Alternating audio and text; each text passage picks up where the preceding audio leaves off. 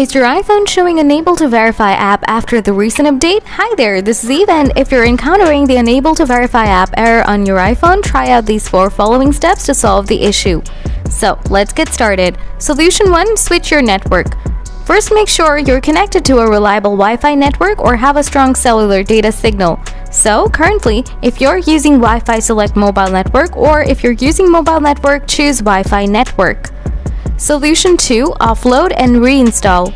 Open Setting, scroll down, tap iPhone Storage. Find out that app you are having Unable to Verify app issues. Tap Offload, tap Offload again, tap Reinstall. Solution 3. Log out Apple ID. Open App Store.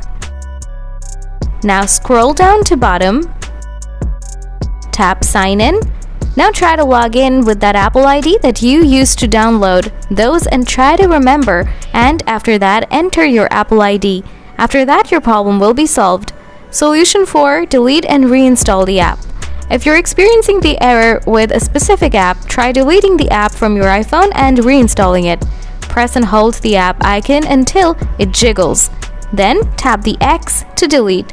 Visit the App Store and reinstall the app from here.